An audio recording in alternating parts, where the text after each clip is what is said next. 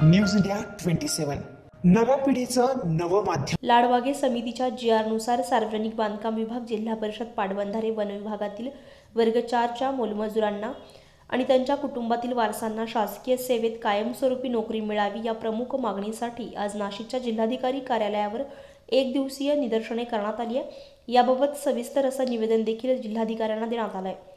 लाडबागे समितीनुसार इतर जातीचे आणि मेहकर समाजाचे कर्मचारी यांच्या पाल्यांना शासकीय सेवेत नोकरी दिली जाते। मी अजी शेख, महाराष्ट्र राज्य लघुवेतन कर्मचारी संघटनेचा माजी जिल्हा अध्यक्ष।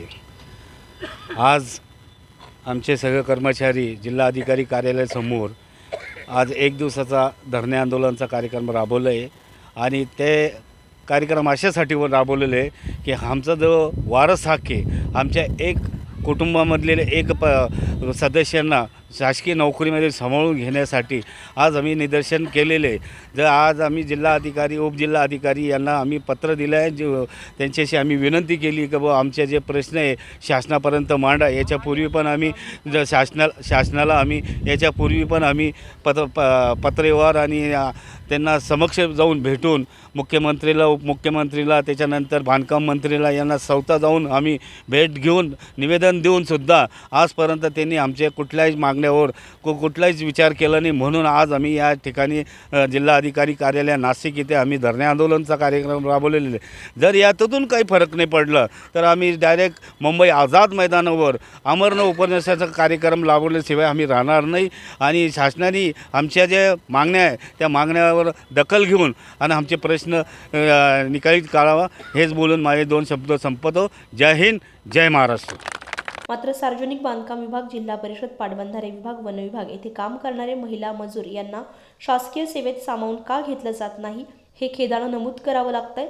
सार्वजनिक बांधकाम विभाग, जिल्हा परिषद तसेच पाटबंधारे आणि वन विभाग यातील मजूर हे सुद्धा नाली गटार झाडू मारण्याचे काम करतायत। त्या अनुषंगाने लाडबागे समितीच्या GR नुसार हे कर्मचारी सुद्धा या नियमामध्ये बसत आहेत। तरी अशा वर्ग 4च्या मोलमजूर कर्मचाऱ्यांना शासकीय सेवेत सामावून घेण्यासाठी वारंवार निवेदन देखील देऊन कुठल्याही प्रकारची दखल घेण्यात आली नाहीये। या निवेदनाची दखल न घेतल्या गेल्यास पुढील आंदोलन आझाद मैदान येथे आमरण उपोषण करणार असल्याचा इशारा देखील आंदोलनकर्त्यांनी दिलाय। नमस्कार, मी राजाराम बुधा अहिरे, राहणार सटाणा। मी महाराष्ट्र राज्य लघुवेतन कर्मचारी संघटनेचा विभागीय सचिव आहे महाराष्ट्र राज्याचा मित्र। तर आम्ही आज जिल्हाधिकारी कार्यालयासमोर आमचं धरणे आंदोलन धरलं आहे। आमची ही पहिलीच पायरी आहे। अगोदर आम्ही मंत्रालयात 4-5 वेळेस जाऊन सगळ्या मंत्र्यांना आम्ही निवेदनं दिलेली आहेत। निवेदन दिल्यानंतर अजून कुठलीही आमची म्हणजे दक्षता घेतली नाही। तर यापुढे आता आज नाशिक येथील आमचं धरणं आंदोलन झालेलं आहे। आता याच्यापुढे जर आमची हाक जर ऐकली नाही शासनाने तर आम्ही आझाद मैदानावर आमरण उपोषण करणार आहोत मुंबई इथं।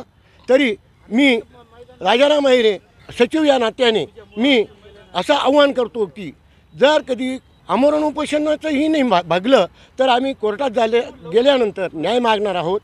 जय हिंद, जय महाराष्ट्र। या प्रसंगी राजाराम बुधा अहिरे, अमोल शेगोकर, YS पाटील, अशोक अहिरे, पंडित खैरनार, दिलीप खैरनार, बाळू अहिरे, तुळशीराम पगारे आदींसह कर्मचारी तसेच नागरिक मोठ्या संख्येने उपस्थित होते। न्यूज इंडिया मराठीसाठी हेमंत काळमेकसह अश्विनी पुरी, नाशिक।